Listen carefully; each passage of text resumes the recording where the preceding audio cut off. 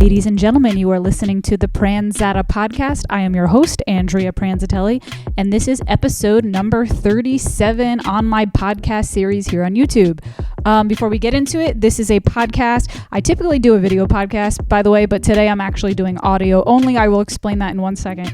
But before we get into it, this is a podcast where I typically interview musicians and comedians from the New York, New Jersey, Philadelphia area, and I occasionally do solo podcasts, such as I am today, where I just update you on my life and everything that's going on with music and comedy and sometimes nutrition and fitness and all that other shit. Anyways, before we get into it, don't forget to hit subscribe, don't forget to hit like, don't forget to comment. I feel like my introduction is fairly long, so I'm trying to reassess that and see if I want to change that up for you guys. So let me explain what today's episode is going to be about and why I'm only doing audio today. So I have definitely gotten a little beaten up by the holiday hustle and bustle. I want to say the last 3 weeks. I would say 3 weeks. I didn't exactly count. It's one of those things where it's the days are blending into each other at this point. So it's hard to even keep track of time right now. But I want to say around 3 weeks, I have just been slammed, back and forth with the holiday hustle. And I got to be honest, I don't want to be, I try to be a positive source of light on this podcast. But I also try to be authentic on here. So I don't want to lie to you guys and pretend that I'm doing well or that I'm happy when I'm currently not. I think it's, I try to stay positive and I try to stay motivated. And for the most part, I do. And I do feel positive and motivated because I feel hopeful despite, how I'm feeling right now. But again, I also, what would be the point of me doing this podcast if I was just lying to you about what I'm actually feeling? That the whole point of my podcast is to promote authenticity. So I do want to be honest with you about what's been going on with me and everything like that. So I have been busy from the holiday stuff. The reason why I am not doing a video podcast today is because I've been so busy. I was like, shit, I have two options here. I could film a video podcast and then have my podcast out by Thursday or Friday instead of Wednesday, or I can just upload the audio only and have it out on time. And I decided to go with that option because I've actually been on a really good streak of uploading my podcast every single Wednesday for a couple months now, and I'm really proud of that. So I don't want to break the streak. So sorry guys, I know you usually like my videos, but it is a substantially, different. It's substantially different to upload a video versus audio. Uploading a video takes quite some time. Editing the video takes quite some time. But the audio, honestly, it's extremely easy to upload audio. So here we are. Also, shout out to Shure SM57. I just purchased this new microphone. It's the Shure SM57. I'm not promoted by them. I'm literally just shouting them out. And I'm also going to diss them in the same sentence because I was using the Shure SM7B and I don't like it. So the Shure SM7B is the microphone that all podcasters started going crazy buying because Joe Rogan uses it basically. And I have to say, I'm not happy with it. I think it's bulky. It's annoying to carry around. It only fits on one particular mic stand. You need an extra device called a cloud lifter to use it. I'm not complaining about the actual quality of the mic. The quality of the mic itself is excellent, but it's such a fucking pain in the ass. Not everybody has Joe Rogan money and has the people to set up the microphone. So if you're kind of like me and you're in a rush and you got to get things done quickly, it's not really a good microphone. And I purchased it from Guitar Center, and I do have insurance on it. So I'm going to check in and see if it's possible to actually get a refund, because I've had it. I think the insurance is 1 to 2 years. So I'm going to see if they could refund it and give me store credit to buy other stuff or whatever, something like that. Maybe there's an option. But anyway, so right now I am using the Shure SM57. If I like it, I only have one right now, but if I like it, I'm going to purchase several of them for podcast guests so that we have matching microphones and matching audio quality. Because my shitty microphones that I was using before have seen better days. They're also made by Shure, but they're the cheapest possible models, and I've dropped them several times, and there's dents in them, and they don't work thoroughly. So here we are. Sure, SM57. Shout out. It seems to be a good quality product. We're going to see when I upload the audio how it comes out. But back to the discussion about, checking in with my mental health and kind of being open and honest about what's been going on there. The holiday hustle and bustle. I feel like if you're somebody... Okay, how do I put this? I don't like the holidays. Let's just keep it simple. I don't think I like the holidays. I don't like the holiday season. I think the holidays... Well, first of all, I'm definitely a very sensitive person. Like, I pick up on energy around me. You know what I mean? Like, whatever's kind of going on in the environment, I really feel it in my core. One might call me an empath, but to be honest, I don't really subscribe to that stuff anymore. I used to believe that, like, I started hearing about, if you guys probably know what I'm talking about, but there's like, they kind of classify certain people as empaths. Empaths are kind of like what I'm describing to you, people who are easily picking up on the energy around them. Which, by the way, I've had this argument with people before. Like, if I've gotten into a fight with people would be like, "You're not an empath, you're a bitch," and I'm like, nowhere in the empath description does it say you're nice. It just says you pick up on energy around you. You can pick up on energy around you and not give a shit like about the people that you're picking up the energy on, which I'm not saying that's what I am. I'm saying I'm probably like in the middle. I'm not quote unquote empathic in the way that I've just like care so deeply about everybody, like where I'm just this like savior, but I'm also not like evil. I'm like somewhere in the middle of that spectrum. But anyways, I used to subscribe to that, like that word, like empath, because I was like, oh, that really makes sense to me, because I do feel like I'm somebody who's like picks up really easily on the energy around me. But I don't like that word anymore, because after some time I started to realize that everybody does that. It's just that some people are more aware of it, but everybody has it. Like, I feel like it's kind of an arrogant thing to say you're an empath, because it's kind of saying that like you're special, you have this special gift.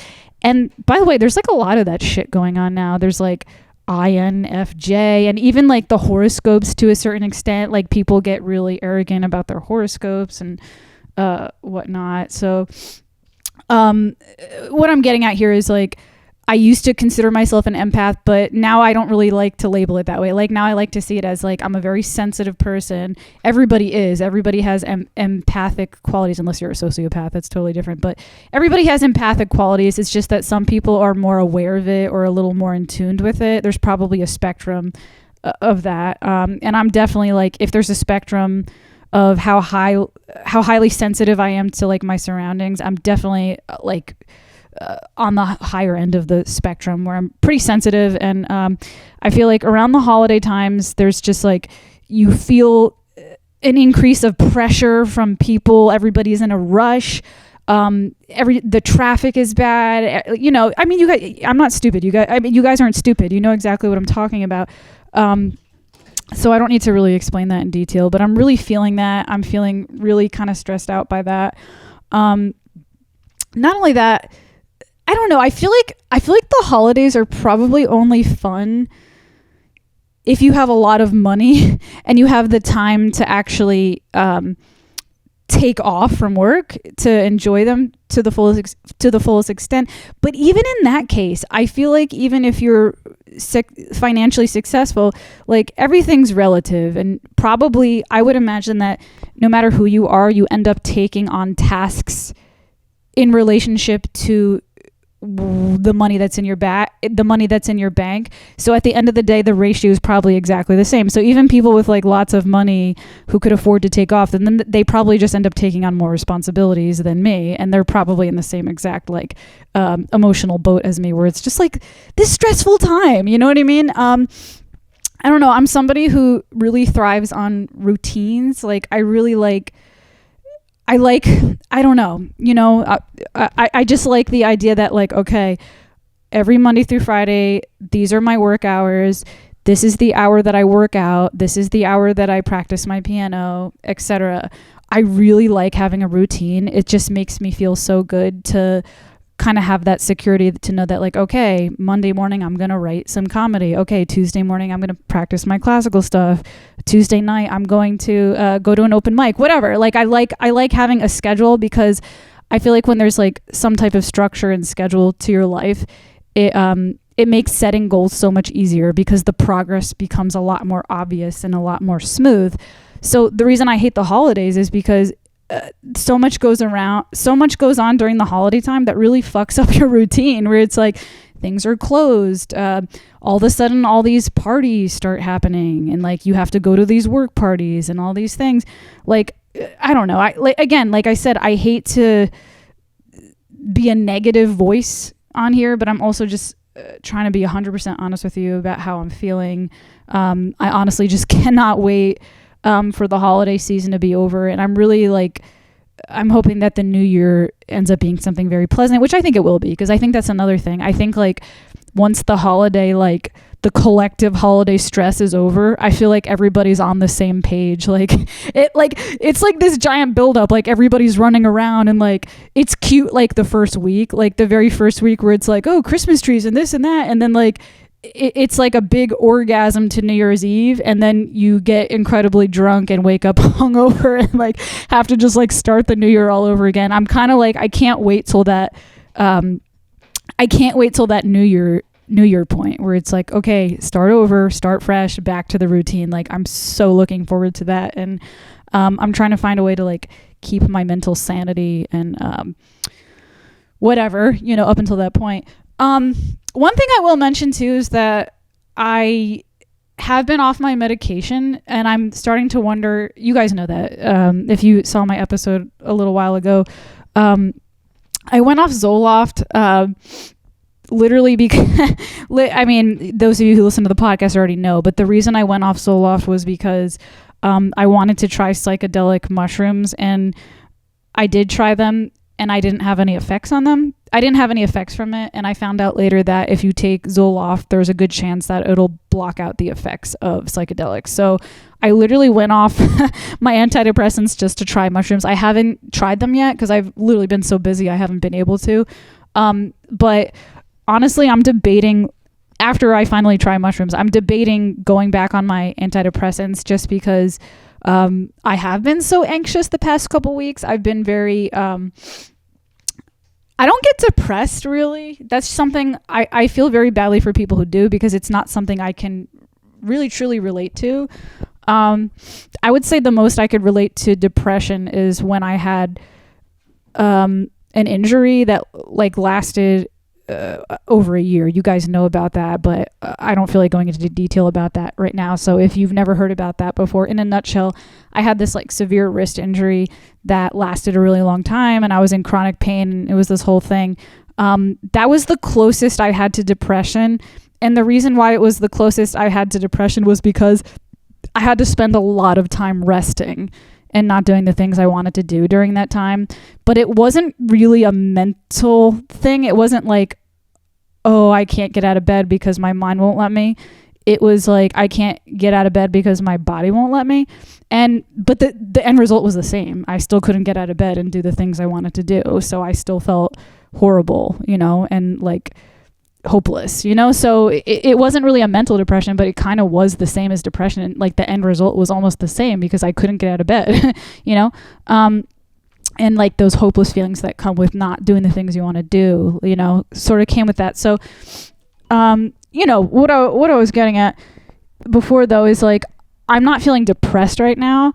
I'm feeling anxious. I don't get depression. I get anxiety, like really bad anxiety, about the future, like about, I get romantic anxiety. Like if I'm dating someone, I'm like, when are they going to text? Like that type of stuff happens to me.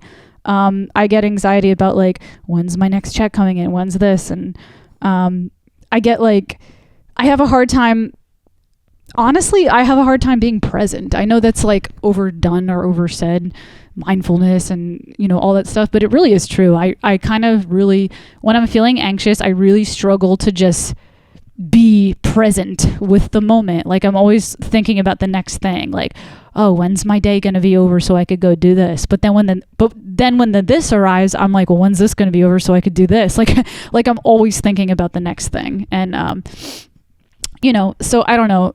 I might go back on my Zoloft possibly if this continues. I'm not going to jump back to it just yet. I'm going to wait a couple weeks to see if this is just like the holiday stress. Like I was saying, like, it's possible that the stress of the holidays is, kind of making me feel more anxious and irritable than I normally would. Because the first few weeks that I went off antidepressants, I was actually feeling awesome. So I'm going to wait. I'm going to see if this is like a holiday blues type of thing. And I would say if I'm still feeling kind of anxious and irritable by February, I'm probably going to go back on medication. So I have to I got to get my hands on some mushrooms before then in case that happens. But until then, I'm going to wait it out and kind of see if this is just like some type of holiday blues I'm going through. So I don't know, apologies to any of my friends or family or coworkers who are listening to this right now, who have kind of noticed a change in my attitude or behavior. If I've been more irritable than normal, just please know it has nothing to do with you. It has to do with the fact that I'm off my antidepressants and I'm like dealing with a life stressor, the holidays, for the first time without the help of my antidepressants. So I'm trying to navigate that and figure it out. And I'm not doing horrible, like all things considered. I'm doing okay. I haven't punched anyone in the face just yet, but not feeling my best, and I'm hoping that will pass. So, only time will tell. We'll see what happens. But anyways, so I did want to talk about something more specific today, though. I wanted to talk about the Okinawa Diet. So a couple episodes ago, here's the good thing. Since I'm not filming, I can actually use my phone now. That's another thing, by the way, guys. Like, you know how a lot of podcasters are able to look things up as they go? Like, they have somebody there, like Joe Rogan has his Jamie to look things up on Google, or some podcasters just have like a separate device where they could Google things. I need to get some type of like iPad or something that I could have, because I use my phone to film my podcasts, and I use my laptop to record my podcast. So I don't have like a separate device. But what I'm saying here is, now that I have my phone here, because I'm not using it to film, I can look up my last episode I'm referring to. It is episode 35. So episode 35, I had an episode called Common Diet Mistakes. Yeah, it says on the headline, it says Common Diet Mistakes. So I had done an episode about some nutrition rules that I typically follow that are really helpful for me. And I talked a lot. The episode ended up being like a 45-minute episode, and I still had more to talk about. So I didn't want to just keep running my mouth on a solo episode. Like I said back then, for one, it's exhausting for me because I'm not splitting up the vocal load between another guest. But then two, it's like, all right, well, how long can you honestly listen to one person talk? It probably gets tiring. So I was like, let me just split this up into 2 episodes. So I mentioned back then, and I remember I estimated that it would be episode 40, but I was wrong because it's episode 37. In my defense, though, the last guest I had, which by the way was an amazing podcast. So if you haven't seen episode 36, it was split up into 2 separate episodes because we ended up having like a 2.5 hour conversation. So that had to be split up into 2 episodes. So this episode kind of would have been 38, but anyways, I had estimated it would be episode 40, and what I wanted to talk about specifically on this episode was the diet that I follow right now, which is called the Okinawa Diet, and I wanted to explain that to you guys. I wanted to explain what it is, why I went on it, what it's done for me, etc., etc. And then I had said that other episode I'm referring to, episode 35, is more like basic nutritional rules that I followed my entire life, no matter what diet I was on. So that episode is more specifically for people who like want to get in shape or want to get healthy, but they don't even know where to start. So they're not ready for something heavy duty or something more serious. They just need like simple things to follow. So that's what that episode's for. So if you're more that person, go back to my video list and find episode 35, Common Diet Mistakes. But this one is specifically for the Okinawa Diet. So first, let me explain to you why I went on the Okinawa diet. I had been playing around with different diets, honestly, for a long time. Like, I want to say I started getting really interested in health and nutrition by the time I was 19 years old. And it's been like a really long journey of trial and error, of trying different diets out. I've tried everything. Like, I've tried just counting calories and eating what I wanted. I tried paleo. I tried veganism. I tried Atkins. I tried keto. I tried the Greek diet. What the hell is that called? Hold on one second. I think it's called the Greek diet. Oh, no, the Mediterranean diet. I tried the Mediterranean diet, which, by the way, like, I think of all those diets I mentioned, the Mediterranean diet to me was the healthiest one of all those ones I had just previously mentioned. But the one I'm on now, the Okinawa diet, to me tops all of those for me personally, and I'm going to explain why. So interesting, like, first of all, let me just say that everyone's completely different. And I know this is like a broken record with nutrition people who post stuff about nutrition on YouTube, but it still needs to be said, you know, again, the disclaimer thing. I hate disclaimers, but I do feel like a disclaimer needs to be said here.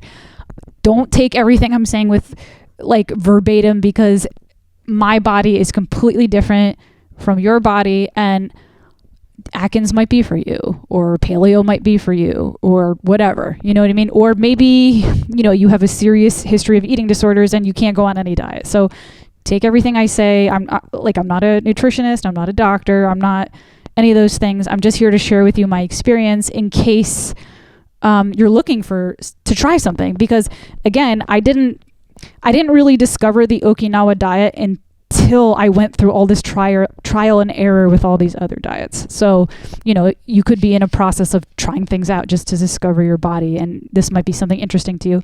But okay, so I had played around with veganism for a while, and I think I was on that for about 8 months. And then I finally went off of that, and I'm going to explain, because, you know, this video isn't about veganism. This video is about the Okinawa diet, but I'm just going to kind of like briefly explain the issues I had with that particular diet, and why I'm even bringing it up. So the one thing, actually the two diets I'm going to bring up is Atkins and keto. I feel like keto is just the modern day Atkins at this point. There's like a slight difference between the two, but let's just say keto. I'm going to bring up specifically what went wrong with keto and veganism, and the reason for that is because I kind of feel like in some crazy way the Okinawa diet is like a blend of the two diets. So let me explain that, because it's kind of confusing. So I tried veganism for 8 months. Neo, get off the computer. I tried veganism for 8 months. By the way, Neo is my cat, for those of you who are new here. Tried veganism for 8 months, and the one thing I noticed that was amazing on that diet was, you know, not to be disgusting, but I was going to the bathroom regularly. Okay. I was not constipated ever. Which had been something that I had previously, before that, had struggled with like my entire life. Like, I had always had really bad constipation issues. So I noticed that on the veganism diet, that was immediately resolved. Like, taking the best shits of my life every single day on that diet, which to me was a really, really, really good sign. So something about that diet was really good. The downfall of that diet was, again, not to be disgusting, but this is, you know, about nutrition and diet, and this is all part of it. And your bowel movements and your gas is all part of like a healthy, you know, digestive system. I was farting my brains out on that diet to a point where it was not normal. It was disgusting. And I had asked other people who were on the vegan diet, like, does this happen to you too? Like, do you just fart all the time on the vegan diet? And they're like, my one friend, I'm not going to say their name to embarrass them, but my one gal pal, she was like, oh yeah, I'm fucking disgusting on that diet. I fart constantly. And then like some of our friends confirmed it, like, cause we went to school together. They're like, oh yeah, she always has to, she went to music school with me. They're like, oh yeah, during piano class, she always has to leave to go fart like in the other room so that she doesn't fart in front of everybody. So I was like, all right, like, so on one hand, you take the best shits of your life. And what I mean, like the best shits of your life, like you, like there's no strain, there's no mess. Like you wake up and you take the best shit you've ever taken, and it's amazing. So, you know, coming from someone who like never shat ever. Like if I in the past, I would be lucky to shit like once every 2 weeks. So it was awesome, but the farting thing was just like, okay, this isn't normal. This is not. I don't think. There's a flaw here. Like this shouldn't be the case. I shouldn't be farting this much. And as a matter of fact, my boy, and that, by the way, farting was never a problem I had. Like that wasn't something that was like an issue for me. And my boyfriend at the time, Robbie, shout out to Robbie, I don't care. He joked that he said when I was on the vegan diet that I was like a cartoon, that you could literally see like clouds around me, like fart clouds. So that's how bad it was. Like there was literally like our house was filled with farts. You know what I mean? So that was a serious problem. And the reason the reason I bring up keto is because keto had the polar opposite effect. You don't fart ever, but by the way, that may not be true for everybody. I've heard that high protein diets like do cause gas for some people, but it didn't cause gas for me. But on the keto diet, I didn't have any like farting issues, but I also never went to the bathroom ever. And it got to the point where it was so uncomfortable and painful on the keto diet that I had to go to the hospital once because I wasn't going to the bathroom for so long. So, okay, here you have these like two extreme. So like you have two extreme things, like polar opposites, and one has like, each of them have like a benefit, I guess. So I guess on keto, it's like, well, I wasn't like farting all the time, so that was good. But I also wasn't going to the bathroom. And then on veganism, it was like, well, I was farting all the time, but was going to the bathroom. Great. So I'm like, all right, there's got to be a balance like between these two diets here. Like there's got to be something out there, you know, that is like a really good in between of these two. One thing I will say though is that on both of these diets, if you're going on a diet specifically for weight loss, like if you're trying to lose weight, you know, if you're someone who's trying to keep your weight down, both of these were actually good options. When I was a vegan, I had lost a bunch of weight and kept weight off effortlessly. And on keto, same exact thing. I lost crazy weight on keto. So if you're looking for like weight loss specifically, I think both of these are good options. But once the weight is off, you have to think about your health in the long run. And if you're, you know, farting constantly or never shitting, like I don't think either of these are good options for you. I will say this about veganism though, like, okay, there could be a way to fix these issues in both of these diets. I had talked to one of my friends who was a vegan, and she had told me that the reason why I was having, you know, that gas issue on veganism was because of how healthy I was eating. She said that if I wanted to resolve that problem, I would have to eat more vegan processed foods along with healthy foods. But honestly, that was like the prime reason why I went off of veganism, because I was like, that's a problem for me. Like if you're on a diet and the only way, because, okay, let me backtrack before I get into the next thought though, because in general, I typically eat whole foods. I'm a big fan of whole foods. If you're not having any meat or dairy in your diet, most of the whole foods you're consuming are fruits and vegetables and grains, and a lot of those things contain fiber. So I was eating on the vegan diet, I was eating tons and tons and tons of fiber, which is why I had those, you know, gas issues. So okay, now here's where we're getting at, because I feel like I'm kind of all over the place. okay, so that was like the main reason I went off the vegan diet, because I was like, I don't really like that. I don't like the fact that in order for this diet to work long term, you have to eat processed food. I think that's ridiculous. Something's wrong here. Another thing interesting, and again, we're getting to the Okinawa diet. I'm sorry this is taking a long time, but I feel like this like backstory is kind of leading to why the Okinawa diet makes sense. But really quick, before we get to it, another thing that I learned from that diet was, and I learned it from the diet and also the physical trainer that I had at the time, is that carbohydrates are not the devil. And I feel like there's a lot of stuff in the media that says like carbs are bad, carbs will make you fat, carbs will do X, Y, Z to you. So again, when I was a vegan, I lost a bunch of weight, and a lot of the foods on that diet are high in carbs. Like, you know, to be a vegan, since you're not having meat, you're not having cheese, all that stuff, you're not having any animal products, well, you got to consume calories. So what do you can't just be a keto vegan. Like, what are you left with? Nuts and avocados and that's it? Like, no, you have to have other foods. So you end up eating a lot of carbs, like a lot of sweet potatoes, mangoes, fruits, etc., like those types of vegetables and stuff like that, rices, quinoa, like stuff high in carb, high in fiber. But yet I was able to lose so much weight. So that's your first indication that it's a myth that carbohydrates are bad for you.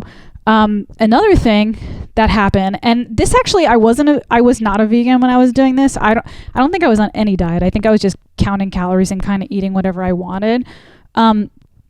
I had started seeing a personal trainer at one point. He was a great personal trainer, by the way. He was amazing. He was in amazing shape. You know, I just trusted him. He was a very trustworthy person. As far as like being in his hands, I kind of just listened to everything he said and trusted him. He actually had me keep, before our first session, he actually had me keep a diary of like what I was eating, and he wanted me to show it to him so he could point out any things that were making it harder for me to get in shape. And when I came back to him, he completely changed my macronutrient chart. And he noticed that I was consuming a lot of fat, because at that point I was eating a lot of like meats and stuff like that. And he told me that he wanted me to completely switch my macronutrient ratio to have most of my, like, it was like 70% of my diet to be carbohydrates. And at first I was like, are you fucking kidding me? Like, that's crazy. Carbs are quote unquote bad for you, right? Like, carbs make you fat. But then again, I'm looking at this guy and he looks like an action figure. So obviously, all right, I'm just going to trust him and listen to what he says. I had completely changed my macronutrient ratio from mostly fats and then switched it over to mostly carbs. Within 1 month, I had lost so much weight that I actually lost too much weight, that I actually had to like have a talk with the guy and be like, hey, this is like working too good and I'm getting too skinny now. So again, that blew my mind, the idea that carbohydrates are bad for you. So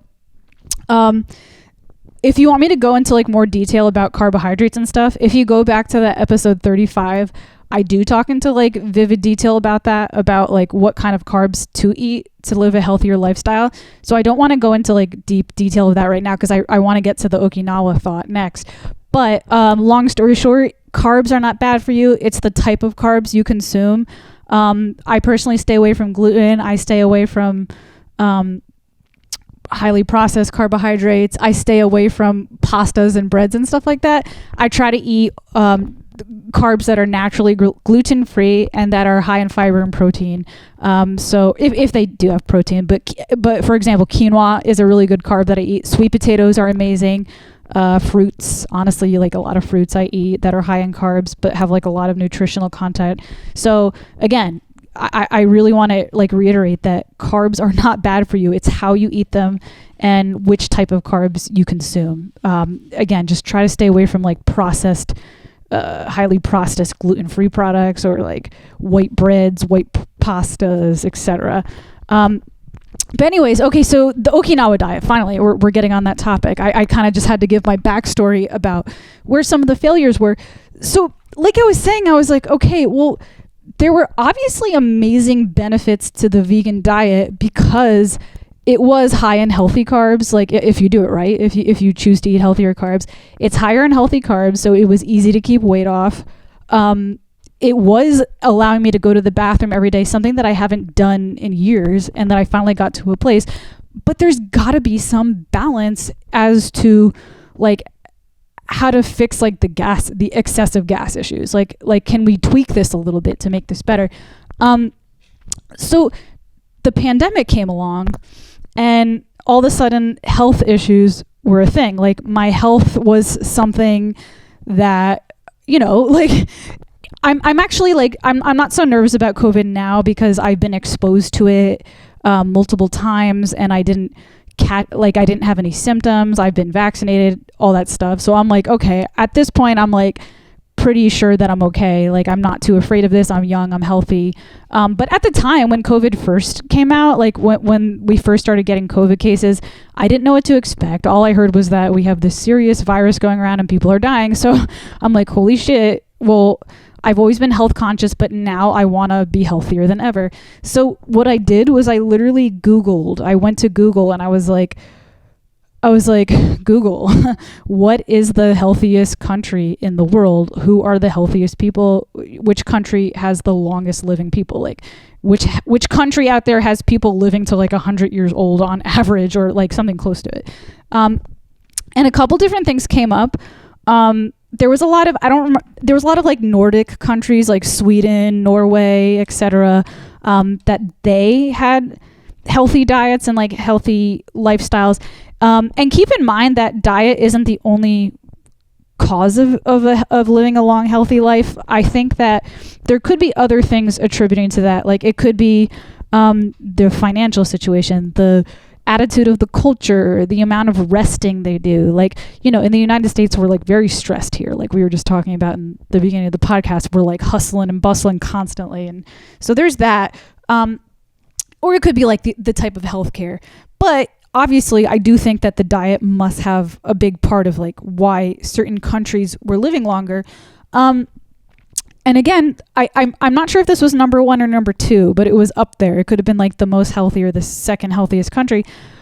It wasn't Japan as a whole, but it was the specific Okinawa, Japan. So I had never heard of that, but I was really curious about it. So I started reading a lot about it. And when I looked at the diet, it was basically look it up yourself. Start researching it yourself if you're interested in it. But I love it for so many reasons. For one, for me personally, it's been really, really, really easy for me to follow. I don't feel deprived on it. I don't feel like I'm missing out on anything. I feel like the diet really, truly is mostly vegan with a little bit of meat, and that's it. So, all right, I'm going to explain to you what like typically you eat. So the diet is mostly carbohydrates, which is, again, you know, through my history with keto and veganism, that was, and then my personal trainer, that was something that I actually really, really liked. I really liked that, I could lose weight eating a bunch of carbs as long as they're healthy carbs and they feel good. So that was something that the Okinawa diet had like naturally built into it. They eat a lot of sweet potatoes. I think purple sweet potatoes is pretty much like their main source of carbohydrates that they eat in Okinawa, Japan. And then they also said tropical fruits as well. I think like mangoes and papayas are a huge part of their diet, which was something that I was like, this honestly like is really similar to veganism. Like there's just like a lot of healthy carbohydrates. They don't eat breads. They actually don't eat a ton of white rice. Like you would think Japan and like sushi that they would eat a bunch of white rice, but they don't. Most of their carbs are sweet potatoes actually. And they eat a lot of soups, by the way. They do like a lot of like different soups and all that. But anyways, so you get those sweet potatoes, those tropical fruits. I don't know the exact ratio at the top of my head, but actually what I was saying before, I have Google right here. Let's see. Well, it's going to take a while to look that up. So I'm just going to kind of estimate, but you can go ahead and do your research after. I would say they said something like between 60 to 80% of their diet was those healthier carbohydrates. Again, most of it being the sweet potato. I do remember the sweet potato was a big part of their diet. The other like smaller, like 10 to 30% of their diet was eggs, seafood, and meat. Okay, so here's the interesting thing, which I actually don't really quite understand this, because it didn't seem like it would be the healthiest meat choice, but that's what they do in Okinawa, Japan. So apparently the least thing they consume is meat, and the only meat they have is pork, which makes sense, because if you think about a lot of like Japanese dishes, I do feel like pork is like a big staple. But they don't eat chicken, they don't eat cow, they don't eat lamb, any of that. They literally just have pork. As far as the other types of meats, again, they have eggs, and they have seafoods. So really, that's, in a nutshell, that's really what the Okinawa diet is. It's mostly healthy carbs, sweet potatoes, tropical fruits, that type of thing. And then the rest of their diet is like a little bit of like proteins and fats. Oils, I think they pretty much consume like, I don't think they consume olive oil. I think like that's like an American Italian thing. But I do know, again, they have like a little bit of pork and then a decent amount of seafood, way more seafood than pork. I would say probably like 10% of the pyramid that they have, or ratio they have, is like pork, and then the next 20% is between like eggs and fish, and the next 70% is between those healthier carbs. So I've been doing that. I've been doing that diet for the past year, I want to say, and it was it's really crazy how good I feel. And again, it makes sense. I mean, backtrack, I don't feel good right now because of the stress I was telling you about from the holidays, but I will mention that the past couple weeks I have deviated from the diet more than usual, so that fucking makes sense too, because Thanksgiving came and the holiday party, so I've been like, oh, let me have a little donut here, or a little ice cream here, or I'll have a glass of wine or a beer here, oh, let me put butter on my potatoes here. So I will say that that's actually something I got to consider too, is that I shouldn't run to my medication because I have deviated off of my diet, But anyways, prior to the holiday season, I had been on this diet for a year, and I had felt so good. I felt like I was getting the benefits from the vegan diet because I was pretty much consuming the same exact things, like the fruits and the healthier starches. And keep in mind, I feel like I have an Americanized version of the Okinawa diet because they eat a lot of things that are specific to Japan. Like they eat like a lot of seaweed and, different things like that, and like kimchi and that sort of thing. I do include those things, but definitely my version of it is more Americanized, where it's more like I more so follow their macronutrients than I do their exact like seaweeds and soups and stuff like that. But I actually do have some soups, like pork soup, ramen. I like doing ramen because, like, again, I get those rice noodles. Not that they consume a ton of rice, but once in a while I'll do that because it like, again, I like I said, I do an Americanized version of it where I follow more so their macronutrient ratio than I do their exact specific foods, But like I was saying, I feel so good on it. I feel satiated every single day. It's the only time I've ever been on a diet where I actually was like, I could do this forever. Like this, like I go to the bathroom regularly on this, like, because again, I had all those benefits from those vegan foods I was eating. But again, it's like such a nice split between those two worlds, because it's like, okay, it's mostly vegan. It's like mostly a plant. It's a plant. I keep saying vegan, but I should be saying plant-based. It's mostly a plant-based diet. But just in case you're like a little bit afraid, like, I don't know if the vegan diet's going to be good for the long term. Or I don't know if 100% plant-based is good for the long term. So you do get like that satisfaction of like a little bit of meat and fish and eggs just to kind of like cover your ass just in case. Because by the way, that was another reason why I left the vegan diet. Because in theory, I was like, this, there was a lot of stuff out there saying that the vegan diet could cure a lot of disease and stuff like that. But this is kind of where it came to an end for me. When I really thought about it, I was like, if I had babies right now, I wouldn't be comfortable. If I was pregnant right now, I wouldn't be comfortable being vegan. Not because I don't think it's possible to be pregnant and be a vegan, but just because I wouldn't want to take my chances and I wouldn't want to fuck with a system that had already been working. Like, you know what I mean? Like my grandparents, I only have one grandma alive, but out of my grandparents that were alive, they passed away pretty recently. They had lived, my grandpa lived to 88, my grandma lived to like 87. No, actually I lied. My grandpa lived to like 93 and my grandma lived to like 87 or 88. And one of my grandmas is still alive and I think she's going to be like 94 or 95.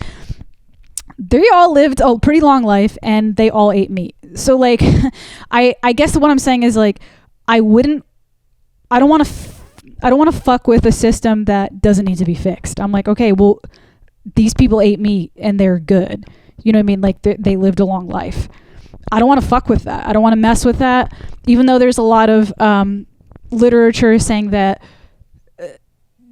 veganism could cure disease. Like, I'm just saying, like, it's good to play around, but like, if I were pregnant right now, I would not be comfortable taking that chance. And to me, that was a sign that I didn't 100% have faith in an all vegan or all plant-based lifestyle.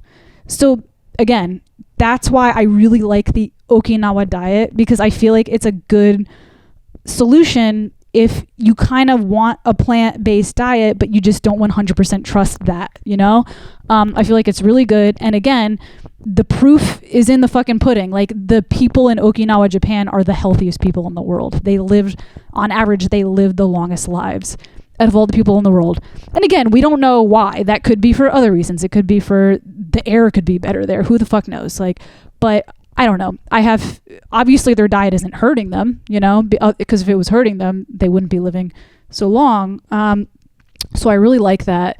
And again, like, I feel like I'm kind of ADD, so I don't complete a thought sometimes. Like I was saying, the amount of energy I had the past year, like, before the holidays, I remember just like effortlessly like maintaining my goal weight, which was 120. Like, I really like my body, the way it functions and feels at 120. I've been effortlessly 120.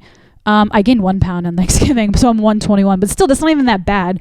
120, 121.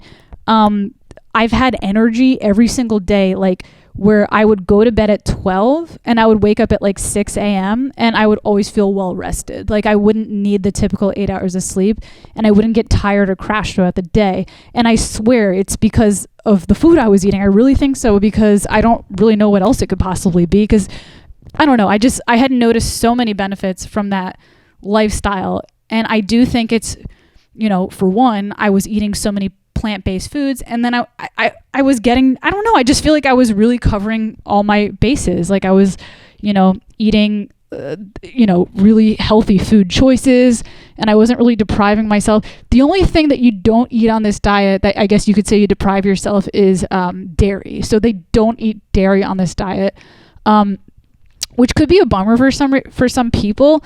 But for me, that was actually a good thing, because I have such an addiction to dairy. Like, if you give me dairy, I can't stop. Like, it's an addiction, and I've heard it is actually addicting for a lot of people. But like, if I buy a block of cheese from the grocery store, I will eat that entire, like, you think that cheese would be for like an omelet every day, but I will eat that entire block of cheese by the end of the day. Like, I cannot stop.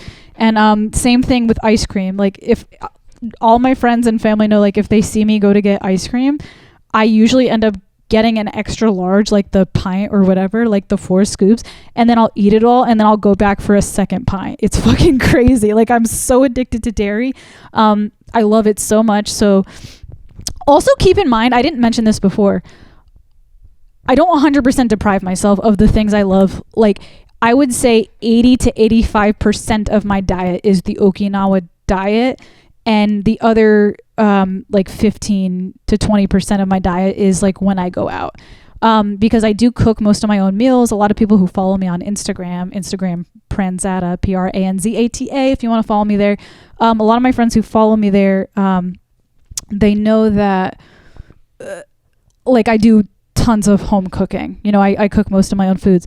So pretty much my rule of thumb is, in my house, in my cabinets, in my pantries and freezer and kitchen, I have only Okinawa foods.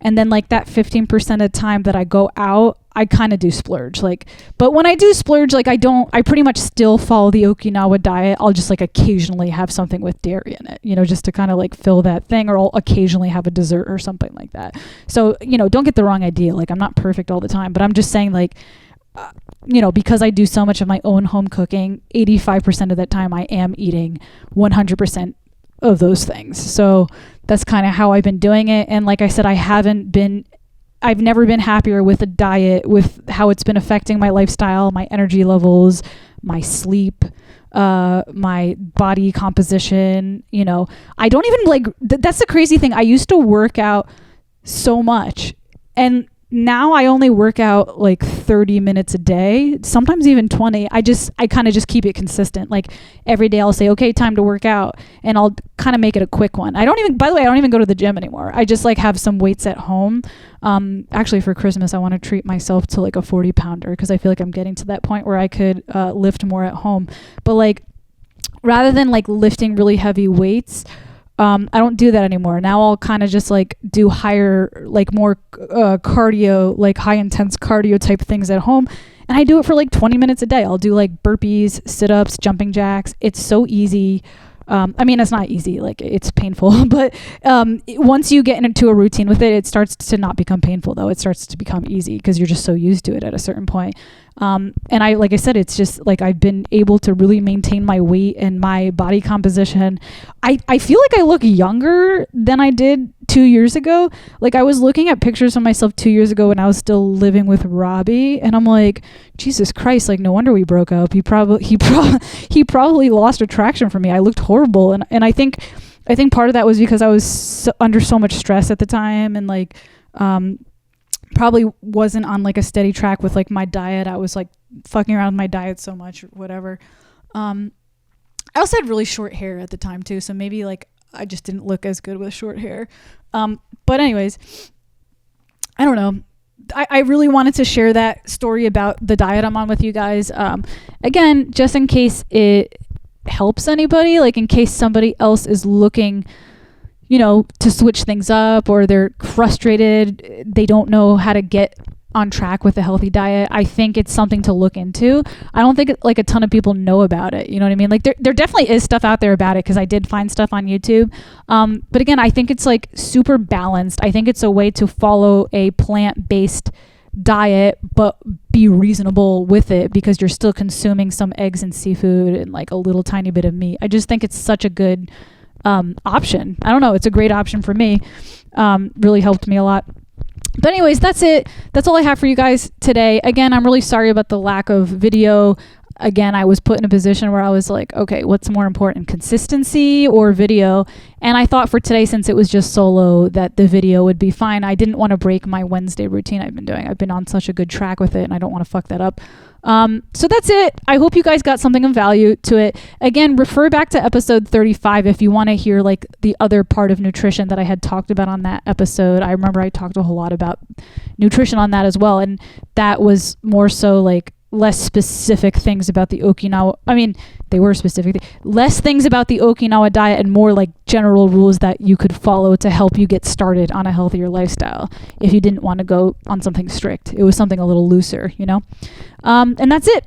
Pranzata podcast, episode number 37, a little audio-only podcast about the Okinawa diet and a mental health check-in, issues with the veganism and ketogenic diets. If you liked this, if you want to hear more, don't forget to hit subscribe. Don't forget to comment if you want to get into an argument with me. I like that. And I'll see you around for next episode. I'm pretty sure next episode I'm going to have a physical guest in person. I believe it's a musician. But if not, it'll be a comedian. We'll see. That's it. Pranzata podcast. Have a good evening. Bye.